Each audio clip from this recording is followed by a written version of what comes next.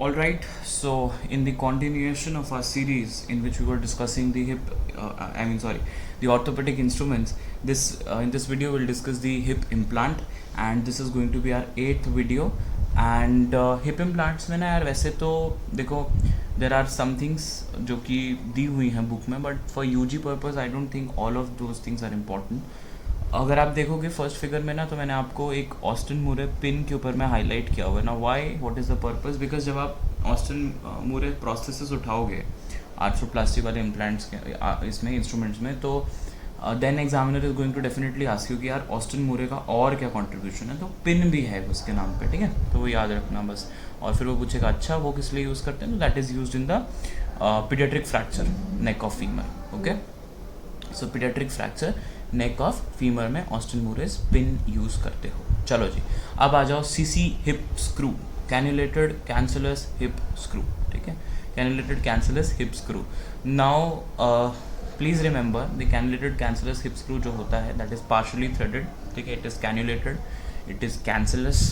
ठीक है, अच्छा जी, कहाँ यूज़ करते हो? Fracture neck of femur where the physes are fused. Now where the physes are fused you are fracture neck of femur में. ठीक है जी, तो इसको ध्यान रखेंगे प्लीज़.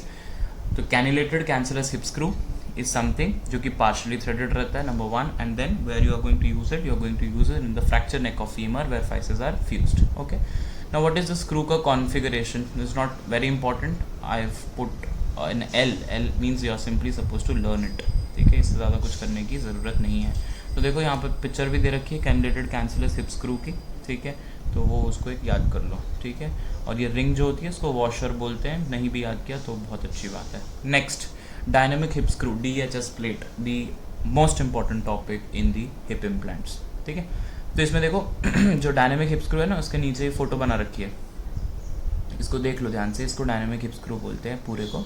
ठीक है, अब डायनामिक हिप स्क्रू का क्या सीन है वो मैं अभी बता दूंगा, लेकिन उससे पहले ना एक चीज़ ब्लैक इसमें हमने लिखा है कि लर्न कीजिए. तो क्या लर्न करना है? That is whole arrangement. ऐसा बोलते हैं कि होल का अरेंजमेंट कैसा है, तो that is staggered. Why it is staggered? Because ये अलग अलग जगह पे होल्स रहते हैं ना, तो that leads to even distribution of stress over the plate and the bone when the limb is loaded. Limb is loaded मतलब व्हेन पेशेंट वॉक्स, तो इवन डिस्ट्रीब्यूशन होता है स्ट्रेस का पूरी प्लेट के ऊपर, पूरी बोन पे. तो क्या होगा, ना तो इम्प्लांट टूटेगा और ना ही बोन टूटेगी. ठीक है, तो इसीलिए स्टैगर्ड रखते हैं होल का अरेंजमेंट. ठीक है, वो भी बकवास बात है. अब काम की बात क्या है? The angle between the barrel and the plate. अब बैरल क्या होता है जी, और प्लेट क्या होती है जी? तो देखो ये बैरल होता है, जिसको मैं हाईलाइट कर रहा हूँ, दिस इज बैरल. ठीक है, एंड व्हाट इज प्लेट? ये जो है ये प्लेट होती है. पिंक कलर से हमने नीचे वाले फिगर में लिख भी रखा है. तो what is the angle between the barrel and the plate? That is 130 degrees and the 135 degrees. I have already told you Herzog's angle, TBL nail 11 degrees. Then PFN, proximal femoral nail 130 degrees. The angle between the barrel and the plate in case of your what? In cases of your DHS, dynamic hip screw, that is dynamic hip screw plate or dynamic hip screw, that is the 130 and 135. ठीक है, चलो जी, अब नीचे आ जाओ. नीचे आओगे तो देखोगे कि पार्ट्स हैं. Barrel I have already told you, plate I have already told you. Then there is a screw which is passing through that barrel. ठीक है, एक स्क्रू है जो कि बैरल में से पास कर रहा है, that is called as Richard screw. क्या बोलते हैं इसको? Richard screw. रिचर्ड स्क्रू के जाने के बाद ना एक आगे से भी एक स्क्रू लगा देते हो, that is called as top screw. That is called as what? That is called as top screw. तो टॉप स्क्रू क्या करता है? Is actually pull the Richard screw. ठीक है, and the fracture will be reduced. ठीक है, मतलब जैसे सपोज करो कि ये आपके पास में रिचर्ड स्क्रू है और ये आपने ऊपर से टॉप स्क्रू डाल दिया, रिचर्ड स्क्रू के ऊपर टॉप स्क्रू डाल दिया, तो ये what is going to do? It is going to pull. ठीक है, ये इसको क्या करेगा? ये पुल कर लेगा. जैसे इसको पुल करेगा तो fracture is going to get reduced. ठीक है, जैसे एक बार आपको दोबारा समझाता हूँ मैं, यहाँ ध्यान से देखो. तो ये टॉप स्क्रू है, ये जैसे इसको पुल करेगा तो ये फ्रैगमेंट इस वाले फ्रैगमेंट के नज़दीक आ जाएगा. That is going to closely approximate the two fracture segments. ठीक है जी, and you know that it is used in what? It is used in the IT fracture. ठीक है, इंटरट्रोकैंटर थोड़ी सी ना जगह खराब हो गई. IT फ्रैक्चर ये वाला फ्रैक्चर. ठीक है, समझ में आ जाए?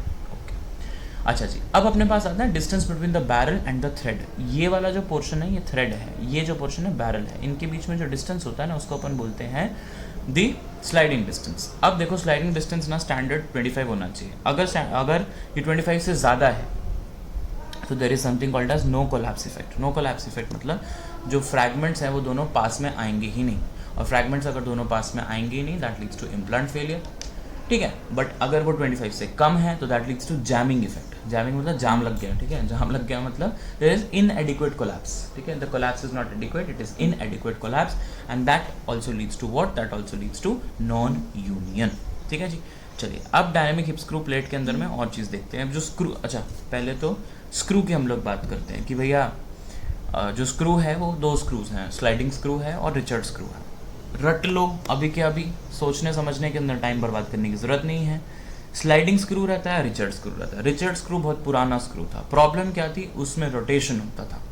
रिचर्ड स्क्रू में रोटेशन होता था, लेकिन स्लाइडिंग स्क्रू में रोटेशन नहीं होता है। ठीक है, अब लेकिन अभी भी आपके मेडिकल कॉलेजेस में जो भी वो स्क्रू दिखाएंगे that is Richard screw, no need to worry at all. ठीक है,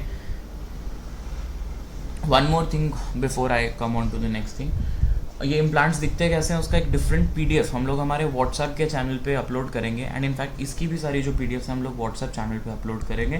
तो जिन ने भी अभी तक वो चैनल को फॉलो नहीं किया है, it's my humble request to you all to kindly follow that channel, the link will be posted in the description as well. Fine, अच्छा जी, next is what is the minimum length of DHS screw. DHS screw की minimum length कितनी होनी चाहिए? देखो एक चीज़ मैंने बताई है कि स्लाइडिंग डिस्टेंस कितना होना चाहिए, 25, करेक्ट। उसके बाद हम आते हैं थ्रेड लेंथ के ऊपर। थ्रेड लेंथ कितना होना चाहिए, 22, एंड बैरल लेंथ कितना होना चाहिए, 38।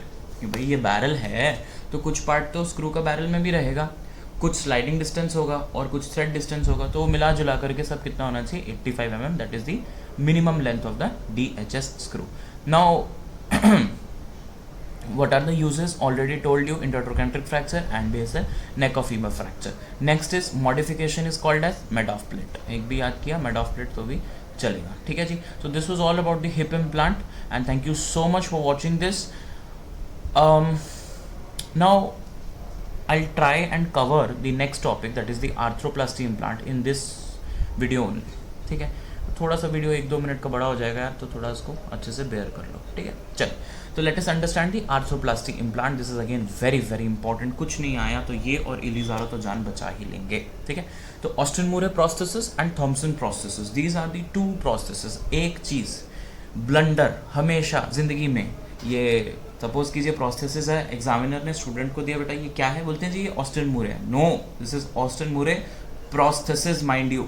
ठीक है, फाइन, तो पूरा बोलो ऑस्टिन मूरे प्रोस्थेसिस, क्योंकि ऑस्टिन मूरे की पिन भी आती है, अभी मैंने बताया आपको। ठीक है, तो ये जो दोनों प्रोस्थेसिस है ना, ऑस्टिन मूरे प्रोस्थेसिस और थॉम्सन प्रोस्थेसिस, इनका पूरा नाम होता है ऑस्टिन मूरे यूनिपोलार हिप प्रोस्थेसिस।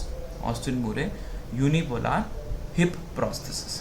ओके, ऑस्टिन मूरे में यूनिपोलार भी रहता है, बाइपोलार भी रहता है। ना what does this mean bipolar? Bipolar में ऐसे है यार, देखो ये वाला जो पार्ट है ना प्रोस्थेसिस का, ये अपने एक्सेस पे भी घूमेगा। सपोज करो कि ये मेरा प्रोस्थेसिस है तो ये अपने एक्सेस पे भी घूमेगा, और ये जो है ये एसेटाब्यूलम के आसपास भी घूमेगा। तो ये दो मूवमेंट कर रहा है, समझ में आ गया।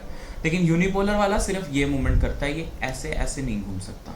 ठीक है, तो ज़्यादा रेंज ऑफ मोशन मिलती है if you are having a bipolar implant. Fine, now what are the different parts? You know that there is a head, there is a neck, there is a collar and the stem. ठीक है, ये देखो इसमें head है, ठीक है, नेक है, collar है, स्टेम है। ठीक है, sorry this is the stem.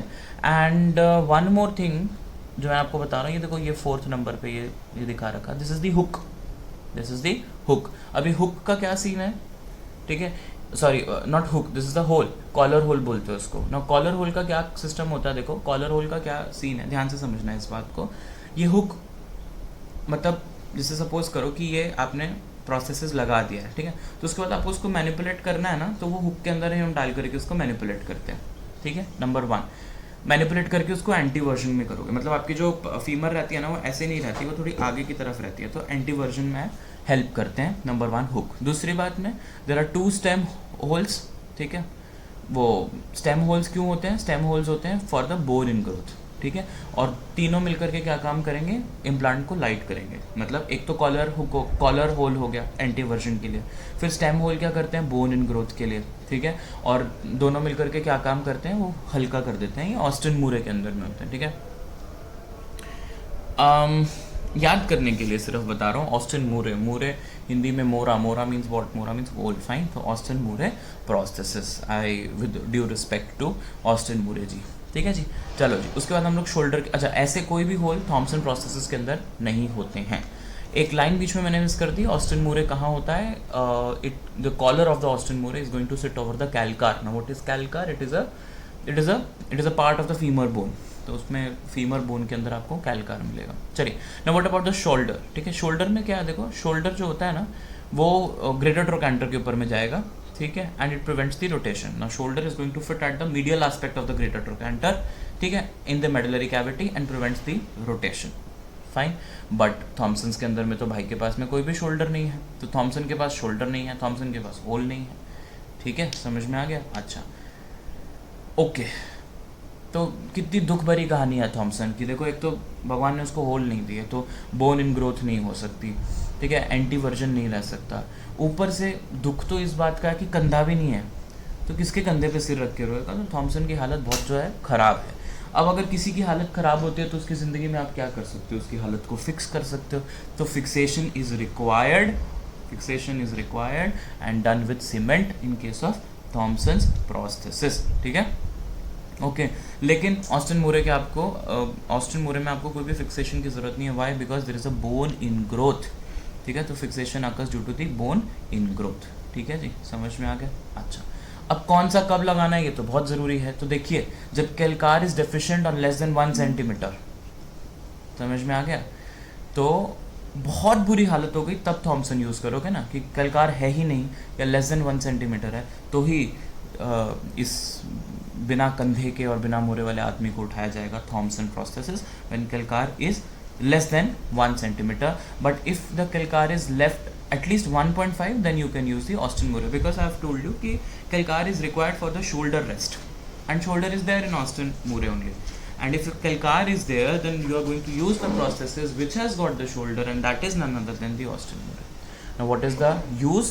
The neck of femur fracture, but अभी hip implant में भी हमने देखा था intertrochanteric fracture के लिए हम लोग उसको यूज़ करते हैं। अच्छा, यूजेस में जैसे मैंने बताया neck of femur fracture, but please remember neck of femur fracture में भी when age is more than 60, please remember this is a NEET PG question as well, ठीक है। When the age is more than 60, what you are going to do is the partial hip replacement surgery. I will upload an X-ray also on the WhatsApp channel and then you just put in the answer कि क्या procedure हुआ है fracture neck में। तो that is the partial hip replacement, partial hip replacement, ठीक है, fine. But suppose if the patient is young, then what you are going to do, if the patient is young then you are going to use the CC screw, that is cannulated cancellous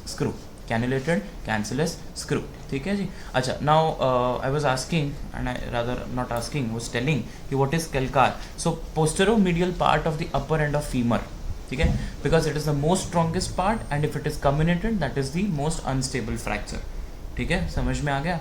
तो it is the posteromedial part of the upper end of the femur and it is the most strongest part, and if it is comminuted it leads to unstable fracture. This was all about your orthopaedic instruments. मुझे लगता है कि इससे simplified वे में orthopaedic instruments और इतनी सारी information में से what is important for the undergrads हमने डिस्कस किया है, and I hope that you will circulate this all the playlists to various batchmates and will help them along with you yourself. So thank you so much for watching. Thank you so much.